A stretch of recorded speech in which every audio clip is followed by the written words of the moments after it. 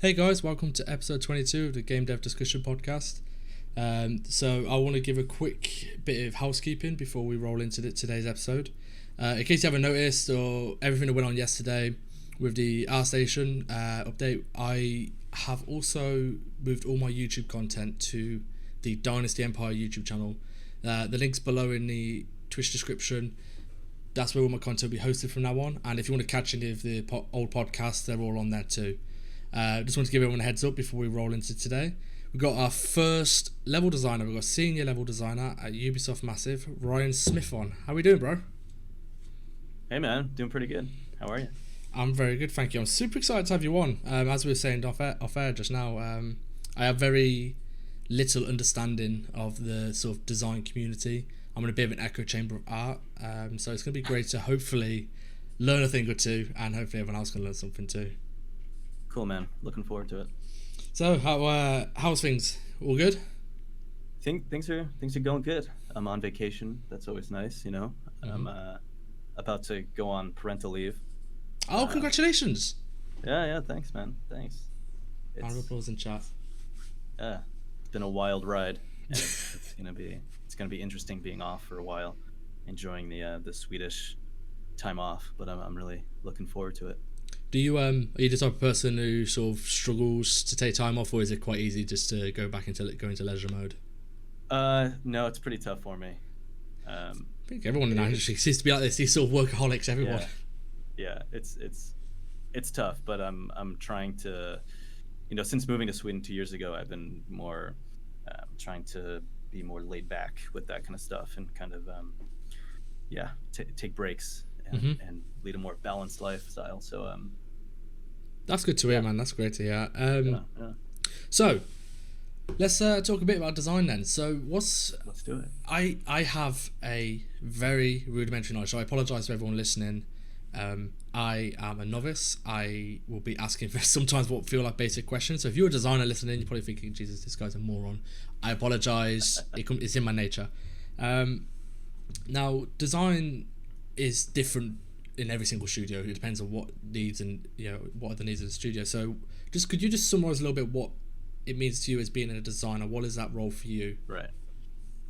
Well, for me as a level designer, depending on which part of the project you're in, the role changes, of course. But at Massive, I'm an open world level designer. And so my responsibilities are to work alongside the environment artists, heavily researching the subject matter, especially early on in the project. In the case of the Division 2, it was Washington, D.C. Then as we press on, we collaborate with a lot of the other departments, the other LDs, of course, more artists, tech artists, narrative designers, everybody for the most part. We plan out where all the content will go, and from there we do a lot of revisions of top downs. We pitch ideas back and forth. We argue a lot with the artists. What do you argue about? Go on. Go on, there's got to be a few. I mean, I was just joking. Oh, come on, there's got to be a couple. Get into it if you want to get into it. We can get into it, but we're revisiting that because I think that's something that's worth knowing where the disputes happen. Sure. Yeah. We can talk about it. It's crazy because I think that art and design, they're kind of like, they're so similar, it's insane, and there's just so much transferable knowledge and workflows, and the artists are your partner as a designer, as a level designer when you're working on a game. So it is pretty interesting why there's a lot of back and forth with that kind of thing, and I just think it comes from what your focus is. What your focus is as a designer is to gameplay, and as an artist, it's making sure that everything is, in the case of a game like The Division, is as real as possible.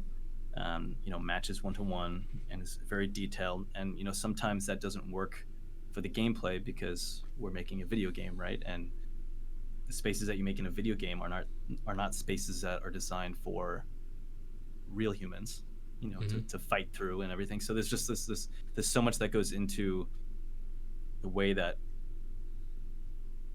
on an abstract level, like how a level needs to function, to tell a story and to kind of bring about like an experience for people that just kind of butts heads with art, Mm-hmm. the way that something is intended to look, or what the direct the art direction was for, you know, whatever you're working on. So it has to be very collaborative. I think that the best thing to do as a designer and an artist, when you're collaborating, is to collaborate early on, and to kind of always just make sure that you guys are on the same page, and Mm-hmm. that there's compromises going both ways, and you know, things should be pretty smooth sailing. How much are you Yeah. so like with as a designer, so we're talking Yeah. purely remove art for a second. Yeah. When you're designing a scene and an environment, how much of it is a battle between sort of the creative and the creative side of you and the composition and it looking good, Yeah. and the UX? Like you personally, I know for example artists Yeah. will be like that Sure. composition sucks, and you're going to be like, well, the game still needs to play. But for you, Yeah. when you're actually putting a level together, which side are you sort of favouring, and where you Right. know how does that work? I mean, it's tough. It depends on what I'm doing. Mm-hmm. And I have a battle with this for sure a lot. And I know a lot of LDs don't. And I envy them because I come from a modding background, from modding Call of Duty levels back in the day. So when you would make, you know, when you mod a game, or when you make maps for a game that's been released, and you're using the level editor and the tools that have been released for that game, excuse me, you know, you're doing everything. You're doing the art too. Mm-hmm. And so I kind of grew into caring a lot about art and having to worry about the composition and the way things look, but it was all centered in a with the gameplay focus. You know, like the composition has to be good for the player path. The composition has to be good for, you know, whatever you're trying to present to me, or whatever gameplay mechanic is coming up, you know, so on. And so, but that also kind of melds into that artistic kind of side of things. And so for me, it's always a little bit of a back and forth, and I get caught up in the aesthetics a lot. So it matters a lot to me. But I see this thing in a lot of new LDs, where they'll do some block out, and I'll ask, you know, if it's at work or the mentorship stuff, or, you know, is there a reference for this, what you're doing, or is that block supposed to be something, or is it, Mm-hmm. you know, why is it shaped like this, or whatever, you know, the case may be, you know, what's different or unique about this combat space, than the other three in the level that you have so far. And a lot of times, you know, the person isn't really concerned with that, and they're happy with that, and the layout's fine, and for them, they're relying on the artist to kind of figure that out, and that's fine. I mean, that works for a lot of people, and I know LDs who have been doing this a lot longer than me, who have a similar workflow. But I can't do that, and I think, just coming from that background, I like to leverage the environment as much as I can Mm-hmm. in the design, and I really want to make sure that everything feels right when I build it out. So you go a bit But further with it then. You're not just supplying a block out. You're thinking a lot more about like the yeah, aesthetics of yeah, it, how the environment interacts with the player. It yeah. isn't I just mean, a grey block and you just go have at it. yeah, it's. I feel like there's like kind of like no other way, and I guess it depends on what kind of game you're working on too. I Mm-hmm. mean, working on more kind of focused single player first person games, like I was for so long, I feel like you really need to. You Mm-hmm. really need to do that, because you need to take as much from that environment as you can to incorporate it into the gameplay. You know, like if you're, I don't know, let's think of an example. Uh, you know, let's say you're supposed to be building like a crazy tight and hard to navigate alleyway in Egypt or something, and you know Mm-hmm. the player's chasing it. There's like a chase mission or something. You're chasing like a high value target or something. You know, I really want to build the space for me, like to take advantage of all those visual bits that make it an alleyway in Egypt versus an alleyway in New York City or something. You know, like if there's a lot of crisscrossing cables to make it difficult, but not too difficult to see the back of the enemy as I'm chasing them. And, you know, maybe there's going to be a lot more NPCs around the alleyway than there would be in New York City, you know, because in real life in Egypt, maybe they would be packed with people. And then so that means I can't go in there guns blazing, you Mm. know, because that would be bad. You know, I have to be more methodical about how I kind of go about the situation and the mission, and that might bring on a different experience than it would be, than it would if I just kind of thought, oh well, I'm making an alleyway, right? So it's just going to be 3 meters wide, and it's going to go straight, and then it's going to turn, and this is going to be the chase, you know. And it's so you that's kind of like what I'm talking about. You know what I mean? Like you have to kind of take those bits and kind of incorporate them in there. Yeah. No, that makes Yeah, sense. and That's it's just, interesting that you say people don't always do that. I would have thought that's yeah. like imperative. I mean, I think a lot of people that work on games, like narrative focused single player games, kind of do that. It depends. I mean, I've encountered a lot of people that don't do that, and maybe it's kind of an afterthought, and it comes later. It gets in Mm-hmm. there, but it just kind of comes later. But I need to feel like really inspired by things early on. So Yeah. I'm always doing it early on, and I usually, when I work with an artist, I'm throwing a lot of reference images at them too, and it kind of goes back and forth. And I kind of like to, I don't like to step on toes or anything. So I make sure early on, when I'm talking to people, when I'm working with the artist, like, hey, listen, I found these cool, inspiring images for the space that I think this would be really cool because I can do this with it. I can do X, whatever it is. And then we talk about it. And then if they're like, it doesn't really work for like the direction that we're going or that I want to do, then it's fine, and we just kind of, we either hash it out, and then that, that's it, and then if it gets in there, then it's cool because then that image will go into like, the art Bible or the reference guide or whatever it is. Mm-hmm. And then I know that it's kind of like approved and I can build that space like that and do what I want to do with it. And then we're both happy. That's interesting. That sounds like a really good working relationship. The fact that you don't just block out a level and then just leave the artist to sort of use their imagination. The fact that you're like supplying the references and hey, this is the tone I'm going for. This is sort of claustrophobia we want to like get coming across. That sounds pretty amazing to work with, like a designer to work to that capacity. Because I don't know, it sounds like to me if you're supplying reference and stuff, you go like above and beyond to make sure your vision's being carried out, which as a designer you do have a vision for what you're creating. But also it's that's it. No, I like that. That's a really nice thing to hear. As an artist, so to speak. Yeah. I've got one interesting question. You've mentioned a couple of times like inspiration and stuff like that. This is a double barrel question, so this needs a bit of unpacking. Okay. Do you, as designers, do you face stuff such as creative block? And to partner that, something that happens to, like, for me, whenever I hit that as an artist, I always, there's something I heard someone on Joe Rogan said once, a comedian, is go and be inspired. So I'll go and play games and I'll see environment art that inspires me. Do designers play games to the capacity where they're like, this design's amazing? Are you conscious of a game's design you were involved with? Oh yeah. Yeah, really? Absolutely. Yeah, all the time. All the time. Yeah. So what about the creative block element? Is that something you face, or are you able to get past it in quite a methodical way? I have them all the time. I actually am in the middle of one right now at home with like a side project that I'm working on. For me, it comes from when I'm building something. I get very, I guess, insecure or just kind of self-doubtful about what I'm doing sometimes. And it really, I think the root of it is just a lack of good ideas or just kind of a lack of inspiration. And just, so when you play games, like when I play a game, if I'm playing a first person shooter or a third person game or something, and something really cool that, something stands out to me, I'll record it or I'll take a screenshot and then I'll just save the screenshot and give a little description or something. And then I have a folder that I put stuff in and then I kind of go back later and think about it. I always usually have like either a notepad, like if I'm not on my computer, I'll have like a notepad with me and a pen sometimes, depending on the game. And I'll just write stuff down. Yeah. And then sometimes, you'll go back to that thing that you're stuck on and something helps, gets whatever good idea out of you that was missing before. Could you elaborate on something? Sorry, I just wanted to elaborate on one point. You said you get a lot of self-doubts.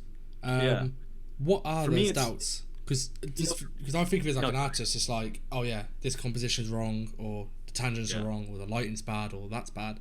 They're the doubts that an artist has. What are the doubts that go through your head as a designer? What are them creeps? Right.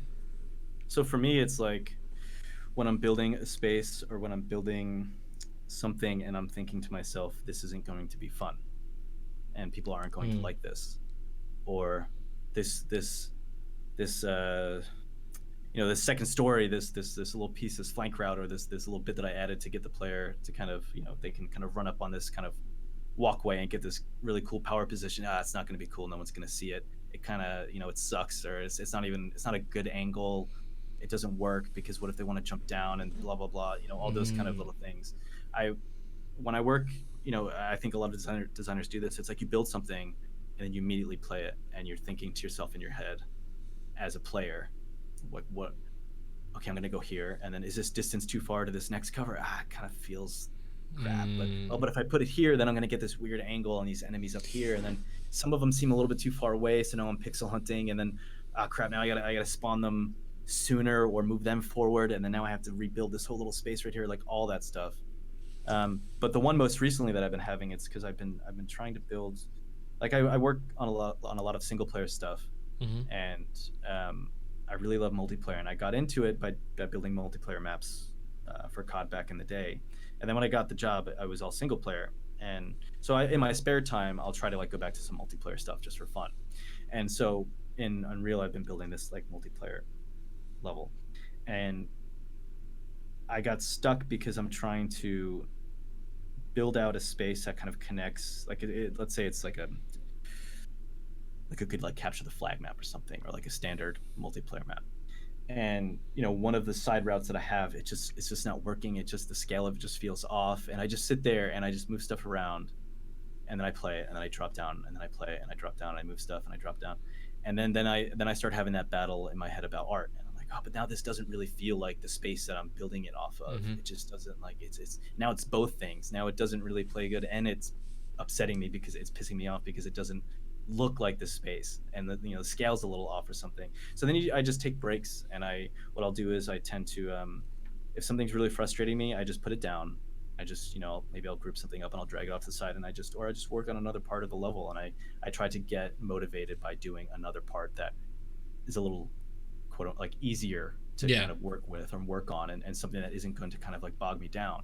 And then usually the solution kind of just comes out of nowhere. Yeah. And when I stitch things together, it's like, oh, okay, cool, there it was the whole time, and it's fine. And I stress myself out for nothing. So that's what I mean by like the self-doubt kind of stuff, or just kind of because when you're designing something or building something from scratch, it's like it's not there. You don't know what it is. You're doing it. Yeah. So it's such a weird thing sometimes, man, because it can. Yeah, it's wild. I'd love to get I just want to go on a small tangent since you mentioned multiplayer. Yeah. And since you used to mod Call of Duty, I'm guessing you're aware of with the new Modern Warfare coming out. I just want to get your personal designer opinion on the fact that Call of Duty is breaking away from the classic like lane design maps, and they're trying to make these more lived-in spaces. From a designer point of view, what's your opinion on that? Just generally. I think that's a really great thing.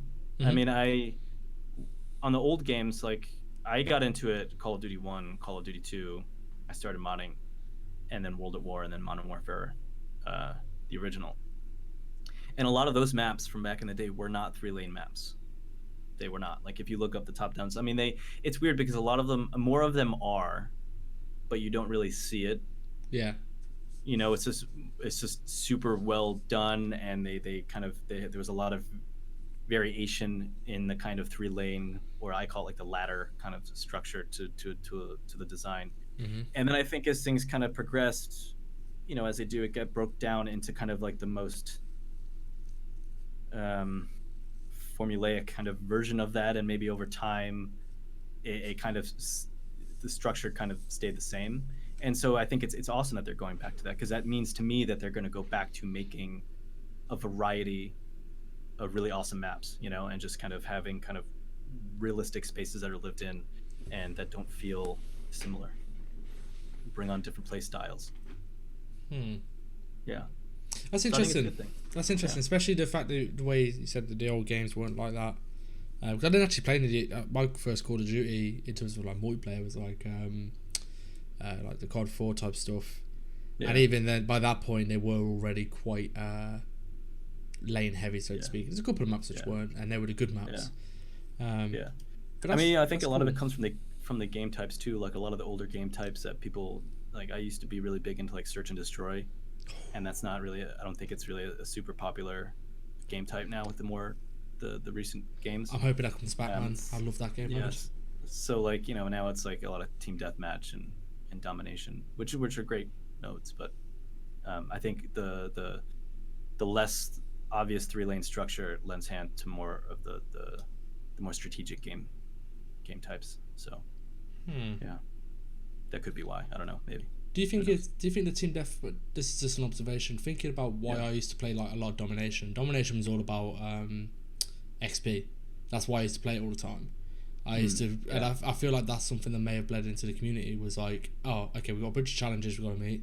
What's the most efficient way of doing that? Domination for XP and team deathmatch for getting headshots to unlock the camos. Yeah. Yeah. It Um, makes sense. is that Because something that you guys think about as a design team? Like, because I'm guessing it's not just one designer designing the map and then designing the mechanics and the progression. There's loads of that. So would you feed back to someone who's designed a progression system and go, hey, by the way, this is influencing this, and maybe we need to think about this a bit more? Or is it like, do you tend to work a bit more separately to that? I don't know because when I worked on COD, I never worked on the multiplayer team, so I don't have that kind of that insight Right, right, on how right. the multiplayer team worked with that kind of thing. But from working there, I would guess that it was very collaborative and there was a lot of back and forth with that. But I don't know, man. I mean, I think it's different because like for me, I suck at playing first person shooters. Like I'm just a bad player. Like I'm not. I don't have a great KD ratio, and that's actually why I loved domination because I could be the top of my team and have a really bad kill to death ratio. Um, so I don't know. That's a good question though. Just be curious. And I Yeah, might be completely wrong as well. I might be completely wrong from a sense of why certain game modes became more popular. Because I have to admit, Search and Destroy was my jam. It was yeah, what kept me on Call of Duty for so long. But no, that's just an interesting thing. I yeah, might have to chase it up yeah, someday because that's interesting. yeah. What sorry, let's get back on track a little bit. All good. One of the main reasons I wanted you on the podcast was because I said off air that, and this might be due to me being in a bit of an echo chamber, is Yeah, I don't see a great deal of like sort of resource or like pathways right. into game design as a creative field. If when I went to college, we talked about design, but there was no like black and white. This is what you got to do to get into design. And for art, it's Yeah, quite easy. Well, I say easy, but create a portfolio, post a portfolio online, apply yeah, places. If art is good, you get job. yeah. What Right. is the pathway into design? Like, obviously, you Yeah, spoke about modding, which is a great start. What are some of the other right. things which are the pathways into that field? Well, I mean, there are a lot of resources. I mean, it just design is just kind of one of those level design specifically is a very abstract kind of discipline Yes. because it varies so much. The context of whatever you're trying to do, whatever you're working on, can just change all of the rules. And I mean, there's websites like leveldesign.org, World of Level Design. There's MapCore, this Level Design Lobby, Mm-hmm. um, and then there's the Mentor Coalition, Yes. which is something I'm a part of. And I think that it's always boggled my mind because I feel the same way about it. Where as a designer, like once I got into the industry and started realizing how much art just dominates, everything as far as like online resources and people who have Mm-hmm. portfolios and like bajillions of followers, and it's like this whole big, massive community of like there's like art magazines, like what I don't Yeah. understand. What is that? Like it's so weird to me. Um, because yeah, we don't have that with design. I don't exactly know why, um, but I think it has something to do with design. It's your most of the job is you're a problem solver and you're like putting a lot of puzzle pieces together, and so that might be very difficult for somebody to do without a team. Yeah. So when you build a level, it's like on your own, unless you're going to really go to that great length, especially by today's standard, to like art and completely do like an FX pass and a huge lighting pass to really make it shine. It's very difficult to do. Um, which I don't know if that has anything to do with it, but I feel like it does a little bit because finishing something is really important. And I would say that for designers out there that are looking to have a really awesome portfolio, having like playable, like downloadable, finished levels that are impressive and work is super important. And I would say a lot of times I look at people's portfolios, and there's a lot of long descriptions that Yes, I was just about to ask about this. Yeah, they overshadow the actual content. Hmm. And a lot of leads and recruiters, they don't have a lot of time to read long descriptions like that. And it can be, sometimes it's even worse when it's paired with a video or even a downloadable level that doesn't actually truly prove out the gameplay that you're describing. Because a lot of people, they can get pretty wordy with the verbiage, like on descriptions of things, where it's like, wow, this is like really awesome, like this sounds like this is going to be epic, and then you play something and it's just kind of like wah, wah. Yeah. And so you really need to make sure that if you're going to have a lot of descriptions and a lot of like top downs with like crazy interactive blips and everything, that whatever it is that you're going to show really does like live up to that. So I say just keep the description short and concise, and kind of be confident in what you're saying, and kind of like put it out there and give it a really brief description so that people can just read it, and move on to the next thing, and watch the video or download it and play it, and kind of get their own. You want people to have their own experience when you play something. You don't want to like tell someone what they're going to experience and just Yes. put a page long description and then they play it and they go, well, I didn't really feel that. So you'd be happy, so like, because it's funny you say that, because actually now it sort of clicks in my head a little bit, because that's what I thought you'd get, is a lot of big PDF documents describing this grand game design, which isn't actually what you do. Like you said, your side project is working out, like I'm blocking out these levels and working out these flanks, and is that bit of advantage point visible, and that was starting to all make sense in my head. So you basically, like, a portfolio for a level designer isn't some big idea, it's actually making the level. And it's a little bit of both, but yes, above all else, you have to have the content, and it has to work, and it has to be good. So like an Unreal as like, level or Unity, that sort of thing, you'd be happy with that. Yeah. Yep.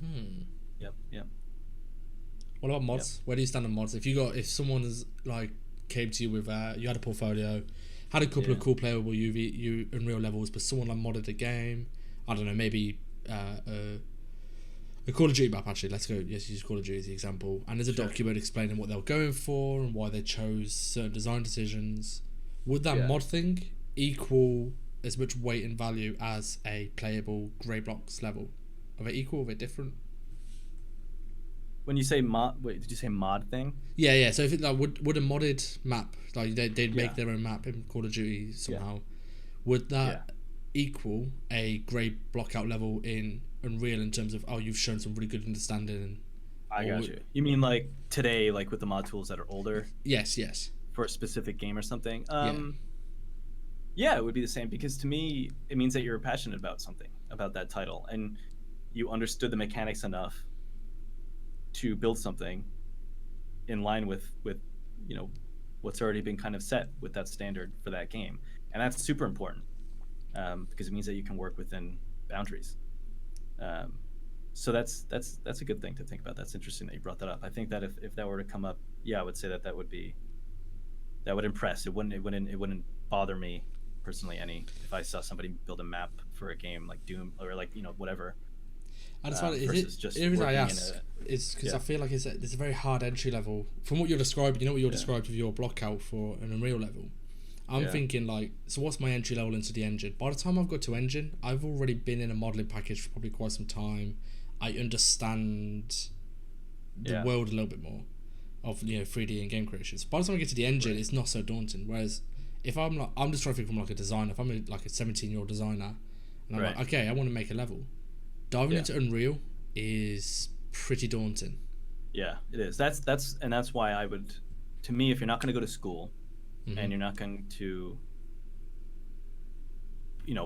pay for whatever huge online pre-recorded class is out there and really spend the time to learn something, I would say that looking into whatever game you played, if it has like just look up what games have level editors that are released. There's not many anymore. But there are a few good first-person shooters and games that one that actually just recently came out that uses Unreal is Battalion 1944. It's actually funny because it's pretty much like it's a Call of Duty 1 and 2 multiplayer built in Unreal, and it has like more of a competitive edge to it. So they have like search and destroy and a lot of the older game types. I think HQ, and they released a level editor, and it's just Unreal. It's just 4.19 of Unreal, but it's just comes with like one of their basic maps or something and some assets. So if playing that type of game is interesting to you and you like that kind of thing, and you're interested in level design, I would say download that and start messing around with Unreal just to learn it. That's super useful. Yeah, but yeah, like to me, just to get back on track, like that was. I mean, I don't think I would be. I mean, it would. I don't know, man. I mean, I think it helps so much to have a game that was already built to kind of work off of, because it's like a million less things to do. Like if with the Mentor Coalition, a lot of the people that I mentor, they're either new to the industry or they're in school for it, or they finished school for it and they can't find a job, or so on. And a lot of times with the newer people, it's okay, I'm building a level in Unreal. I've never used anything else before. This is what I've got going on so far, and it is pretty daunting because it's just there's nothing, and you have to build everything, or you have to spend money on stuff in the marketplace. So having kind of like this foundation of a game and all the mechanics and all the limitations already there, and you just have to design a cool map and maybe add some functionality that can impress the team, either if it's whether it's the team that made that game or another team. I think that's one of the best ways still to actually kind of get into it. Yeah. So let's just talk about Mentor Coalition a little bit. Yeah, let's do it. It was actually it was kind of surprising to me because obviously Josh Lynch, art guy, and I remember like I saw the posts like Mentor Coalition. I was like, this is Josh doing his thing, and then I saw like some of the actual courses, and it's like there's a weapons art, style. I saw level design. And I was like, interesting. That's and it piqued my interest from one main reason, in terms of level design feels like, and I might be wrong in saying here, a very accrued knowledge type thing. And what I mean by that is, and not to sound pretentious, an artist. There's some artists who come along who pick up ZBrush, and they are incredible off the bat. They're just they just take to it, like fish to water. Design, I have this perception in my head that it's a lot of knowledge and understanding, understanding the way the players will flow and interact with an environment. That doesn't come as naturally. So as soon as I saw you do this, the coalition stuff, I was like, holy shit, that's an opportunity for a senior guy to just impart all of that learned knowledge. Now, am I right? Is that a fair assumption? Am I correct so far? Yeah, sure. Yep. So what's some of the we've touched on a few of them, but what's some of the sort of key lessons you tried to get across, at least? Because there's some stuff which even Jeremy Estrada has taught me, when he's talking about laser lines, and it's something I never even considered from an environment artist, and as soon as he said it, I was like, holy shit. Now every time I do an environment, I think about these sort of things, these little pointers. What are some of the pointers you give from a design point of view?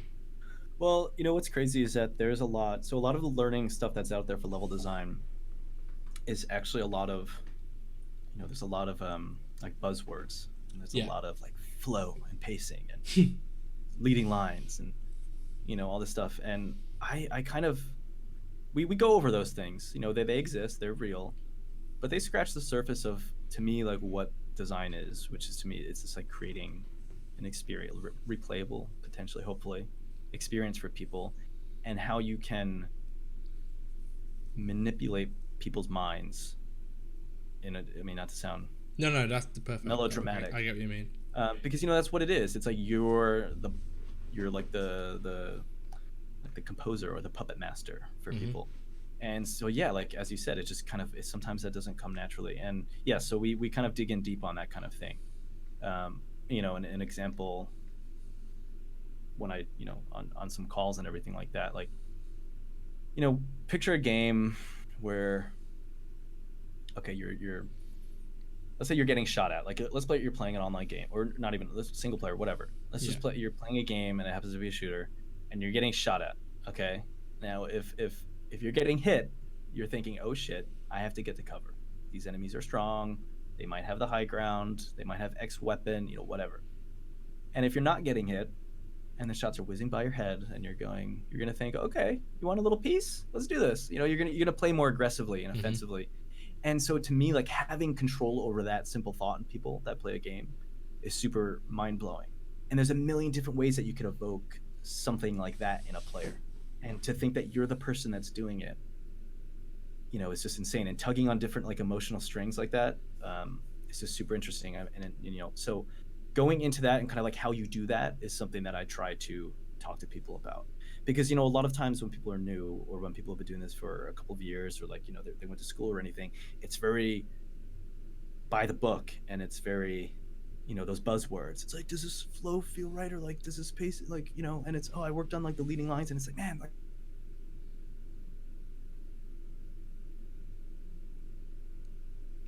kind of abstract kind of angle. And then a lot of times those concepts kind of play into that a little bit. Like instead of just having like leading lines in the environment and everything to kind of like point towards something or where you want players to go, it could be more about I don't know, the breadcrumbs in the narrative, and kind of like how you angle certain assets to be a certain way, or to kind of light them. And then some of that kind of stuff goes into art, or just kind of, it's even hard to explain even right now in the moment. It sounds kind of crazy, like weird. No, I'm actually following. Really, I didn't think, I was kind of worried I weren't going to follow what you were saying. I had this one, had the animator on. At least I thought I'm going to be just brain dead, not following any of it. But it's interesting, you explaining it well. Well, and you think a lot of it is like, people that play video games, you can't take on a lot at once, like in your mind. Like it's hard to process a lot of things. And so one thing, as a level designer, is you kind of have to space things out a little bit more than you think you would.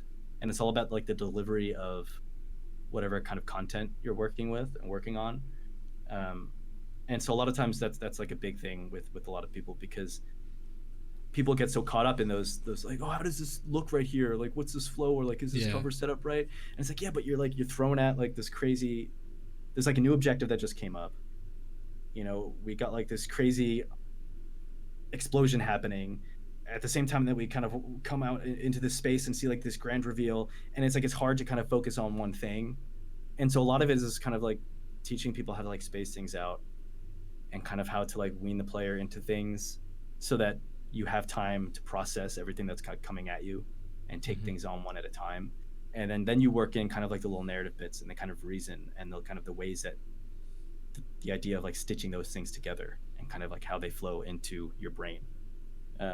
So a lot of it is that, like on that kind of like deeper level, because that's the kind of stuff that we do at work, like on anything that I've ever worked on. When you talk to a designer and you call them over, that's kind of what it is, like with the Mentor Coalition. It's like you and I are working together at the studio. You just said, hey, Ryan, come over and check out my level. What do you think? Yeah. And then that's what we go from there. So, yeah. I just had a thought pop into my head, and I'm curious what you think about this. Yeah. Do you ever play on the fact that you are dealing with gamers and they have certain assumptions? And what I mean by this is, I am a huge Marvel fan. I loved, my favourite movie is Captain America Civil War. And it's for a lot of reasons. It's a great short film, but one of the things I really love about it is they play on the fact that you make assumptions as a Marvel fan. So your assumption is there's going to be a big bad guy, there's going to be a big fight scene, and there's this big, like, it builds up to this big dramatic moment, and then it's like a crescendo, and then they go, actually, the big bad isn't a big bad, and the bad guy is actually each other. Yeah. And it's sort of like, the reason it was quite shocking was, although I knew what happened in Civil War because I read the comic books, I was very much like, as a Marvel fan, you come to expect things from the movie, and the reason that movie was so good is because they flipped my expectations into something completely different. Yeah. Can that be done? And it's a bit more different with interactive media, but can that sort of thing be done with games? Like, play on the fact that players assume certain things when they play a game, and that can feed into you doing some creative design where you could flip the players' expectations. Yeah. Yeah. I mean, look at God of War, the entire game. True. Very good point. Yeah. Yeah, absolutely. I mean, it's a constant thing because, these games have patterns. That's why, they work a certain way, and we have certain guidelines that we follow at any studio. That's going to be the case. This is how you build a level for this game. This is what you do. And and then the more that there's more sequels, it gets more formula, and it's like, this works really well, so we should just do it this way.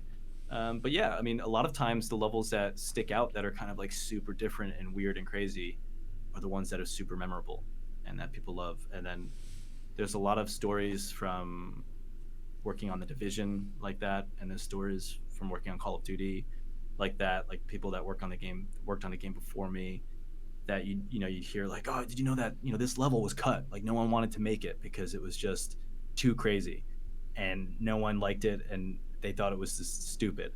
And then this person, they came in, they worked overtime, and then they got it, they somehow like made it happen, and then now it's like the first level of the game.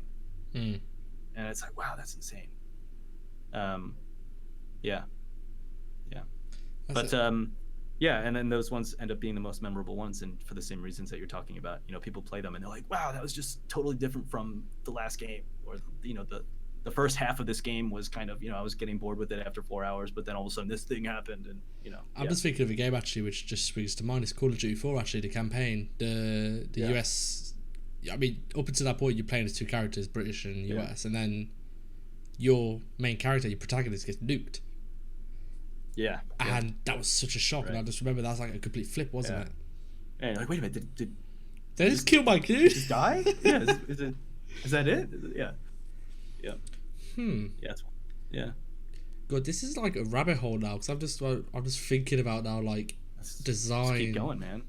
It's like, this is even the stuff you talked about earlier, where you were saying like, oh, this is a really good vantage point, but is the player even gonna like see it?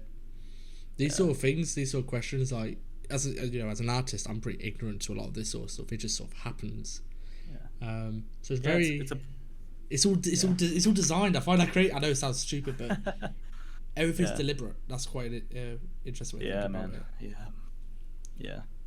What? There's a lot of stuff that goes into it. Like, I'm trying to think. I want to make sure I word this properly. Yeah. Is there any?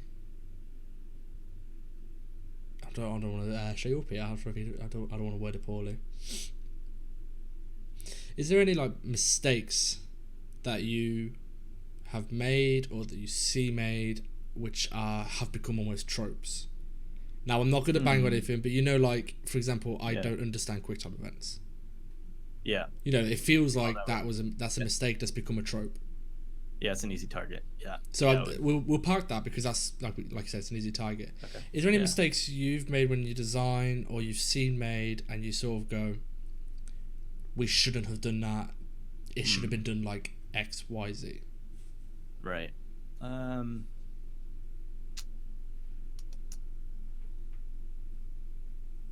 No, I don't. I mean, there's many things that I wish I did differently. I mean, I can't think of like a giant thing that's become like a trope that I've put work into and then later regretted doing that because I've seen it elsewhere.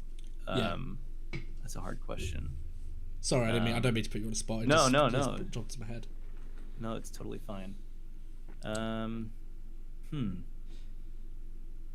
don't know. I don't think so. I mean, I'm not trying to back out of this and be like, no. Nothing I've done is ever wrong. There's not about being wrong. It's more like, there's weird reasons things become tropes. Right. So actually, let's talk about QuickTime events. Yeah, let's do that. Let's do this. Why are they bad? And why have they stayed prevalent? I think that there's an idea of, you should never really take control away from people. Yeah. From players and, arbitrarily. Whereas, like, one moment you have the ability to do something, and then all of a sudden now I don't, and I'm locked into this thing, and I gotta mash this button. I'm in that boat with it where I don't really like them that much, because to me they're not very interactive, because I don't feel like I'm doing anything more. I don't feel like I'm involved in that scene that's going on any more than I would be if I was just watching it in a cinematic and put the controller down. And I think that's kind of like why it's a thing, because that's kind of like where it's rooted from. It's like, how can we stop doing cinematics where we just make people watch something? It's like, well, why don't we make you press a button in there, and then maybe that it does something in the cinematic, and it's like, oh my god, yes. And it's just been kind of abused. But I think that's why it's a bad thing. A lot of people just think it's really bad to take control away from the player, and think that it's kind of like a low-hanging fruit to kind of get out of, design your way out of something that you were having trouble designing, maybe making work functionally. And because it's like if you're playing like, oh man, I don't want to like call it a game or something. I mean, whatever, who cares? Spider-Man was an amazing game, but it had a lot of quick time events in it. Mm-hmm. And to me, it's like, I understand why, because you can't, like, to me, if you just pick any of those like boss battles or something, or any of those moments where there's a quick time event, to me, it's like, of course I could say, oh man, this would be way cooler if I was just playing this, full on, and I didn't lose control, and I was actually going through the subway, or Mm-hmm. I had complete control over how I moved around the helicopter while I was beating these guys up. But I know that from working in AAA, like, that stuff is just not feasible a lot of the times. Like, unless you know how many resources it's going to take to make that work that way. Mm-hmm. So I don't really see a problem with using them. But I don't like them when they're used a lot, and I would prefer them not in a game that I'm playing. What do you think about I hope they're not a way to dodge out of cinematics, because for me, like, some of my favourite games, and I'm going to use Metal Gear Solid, I fanboy hard over that game. Some of my favourite points are where I put the controller down and I just absorb some great story. Yeah. Do you think that's where it might be come from, where people are like, well, it's bad the players put his controller down to watch a story, this should be interactive? I think it just depends on where it is and how it's done, which is that's why, back to what we were saying before about how difficult it can be sometimes to instruct people or teach people, because like, I have this question, like, is this bad what I'm doing? And it's like, well, it depends on what you're on the context. Maybe in this example, yes, it's bad, but maybe not if you're going to do it here. But with the cinematic thing, it just depends on where it is. Like, if it's like smack in the middle of a level or something, and there's still like, if I'm playing a level, then all of a sudden, without warning, I lose control. Or, what, there was a game recently that did this thing that I really disliked, where I died. I was doing something and I died. I was like fighting, it was combat or something. And when I died, it played a cinematic, like a death cinematic. Mm-hmm. But of course the cinematic isn't going to be right where I was, where I died. That would be insane to just have a cinematic for, like, I guess in every location for every location. So it just kind of like teleports you. It doesn't really teleport. It just plays a cinematic of you dying at this one kind of location, right? That was like further back in the space, wasn't even really like the same area kind of, but it's supposed to be you dying in that moment. And it just totally took me out of it, because it was just like, what, why? Like, Yeah, that doesn't so sound those, fair. that I don't like. And I don't like it when it's something in the middle or of a mission, or like if it's like in the middle of a boss battle or something like that, and I lose control, so it can like focus on an enemy so they can say something. Again, it depends. Yeah. But where it's, to me, it's like, if it's bookending a big moment or the level, or it's the introduction or something really big is going to happen, and it, to me as a designer, I'm watching that, I'm going, oh, this was like, that was useful. They needed to do that. Like, this probably couldn't have worked in other ways without it taking months. Then sure, that's fine. You got to pick and choose, I guess. Yeah, it's all about the context. Yeah. It's just occurred to me. I've just thought of a situation where I do like quick time events. Yeah. The game on PS4, the Until Dawn. Okay. It's only. Is that the? Wait, that's the horror game. Yeah. Yes. Dude, that's insane, because I was thinking about that as like, that was okay. Because it was cool and it was challenging, and it was like, it had to do with the story. And But it was like, it was a game which wasn't a game where it took skill. It was a cinematic journey where you made decisions, and I quite liked it, because it's like, even when you were in control, you didn't really do anything. You just moved from one area to another. So when the quick time events came, it weren't like. Exactly, it was like all about them. It was like, this is the bread and butter. But that's one game which was good. And what was cool was that if you kind of, I mean, the characters, whatever. But if you liked one of the characters, and you're like, oh man, this is the jockey dude, he's funny, and like, whatever. I don't want him to die. You're gonna try a little bit harder, and it kind of put some fun into it. Yeah, I like that. That was a good one. That was a surprising one for me. That is one of them where, like, me and my wife could sit down and play it. Yeah. And I mean, she's not much of a gamer. Yeah, and it's just like it. You had. I like the fact that it was the quick time events, but I don't know why you had that rushed panic feeling. That normal quick time events I don't tend to get. The normal quick time events I tend to be like, they feel tedious. Where that one I was like, I've got to make a decision. Because normally you like all the characters, so like save one or the other, and you're like, I don't know which one should I save? And my wife would be like, that one, and I'd be like, but I want that one. That's Yeah. good. I think a lot of it had to do with the way that they were kind of designed to. You were going from point A to point B, and if you screwed up, you couldn't get to point B. Like you're climbing up like the really rusty whatever scaffolding or something, and the piece breaks, but you can see the light at the top, and it's like, okay, I'm gonna get there. Just keep going, don't screw it up. But in a lot of other quick times, it's just I'm fighting this person, and whatever. It's not really like this intense thing that you feel like there's any repercussion if you fail. It's like 0 to hero as well, isn't it? It's that full on combat to quick time events. It's so drastic. To be fair, Until Dawn knew what they were. I think that's why. I think from day one, they knew what they were, and they designed around that, and they built the game around that, which made it quite enjoyable. I don't think I finished it. I should do that. We played through it once, and we managed to, like, from the outset, we basically said, right, these two need to survive, and we managed to go to survive, so we never went back because we were just like, well, we did it. Right. Yeah, because you can get different outcomes, right? Mm-hmm. And then that ties into, like, did you watch the Bandersnatch on Netflix? No. Oh, dude, you might want to check that out. It's a Netflix Black Mirror. Oh right, yeah. No, I didn't. I missed the boat on that it's one. quite good. I like Black Mirror, but I didn't do that one. It's they managed to do a good job of it. Like, when I say that, I mean it doesn't. I've watched it now, good 5-6 times, and tried all the different routes and like tried to break it, and it's worked. Yeah. So that's quite interesting now, actually. Like that sort of mechanic weaving its way into Netflix. Yeah, it's cool. I remember like the Goosebump books when I was a kid. Oh yeah. And they came out with like a series where it was like choose your own adventure type of thing. Mm-hmm. And it would ask you questions. Would you go through this door? Or would you go down the hallway? And then it would be a different. Skip to page 45. I wish I had a chance to do one of them. I remember my sister doing them. I was too young. I just like. I don't think I ever actually. I just kind of had the book and kind of skimmed through it. Remember the artwork actually. The books had some amazing artwork. Yeah, they were all like shiny and But dude, we're gonna have to wrap up in a minute. I need to ask the same question that I ask every guest. Yeah. If you could go back to 17-year-old Ryan, what sort of advice would you give? What would you say to him? Oh man.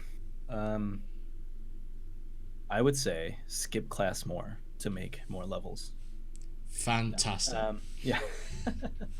It's funny because I was in college for a lot of the time when I was trying to do this, and I would skip class on occasion and stay up late to build levels. And I think actually if I were to give myself any really good advice, it would be, you might not know it, but this is going to work out. So maybe drop out or go to community college to get the degree, but just continue working on this stuff in your spare time more. Or to be quick, like one of my favorite quotes is in The Matrix when Morpheus and Neo are fighting, and Neo can't hit him, and Morpheus says, "Stop trying to hit me," right? And that's. I remember a music teacher of mine used to say that to me sometimes, like when we would like play music and kind of screw up, and he would say that, and it was just like it's just kind of weird because you don't really know at first, like, what does that mean? And then it's just like, it's just you just got to do it, man. Just get to it. And I think Amelia Earhart said the same thing. It was like the most effective way to do it is to do it, and it's pretty much the same quote. So it's just stop messing around, get to work, and just do it already. That's, I guess, very nice. Yeah. Right, Ryan, I really appreciate you coming on, especially during your vacation. I think I've definitely learned a shit ton, and I hope everyone else. I hope it shines a light a little bit on the design world.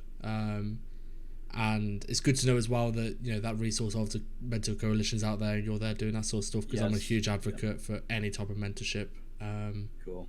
Always have been. I want to let everyone know, everyone who's watching, down below in the Twitch description there are links to my Spotify and my SoundCloud and mine and Dynasty's YouTube channel. Go over there, give it a like, a follow, subscribe, help us spread the word of the Empire. And also there's a link to the Dynasty Discord. I encourage you to go along,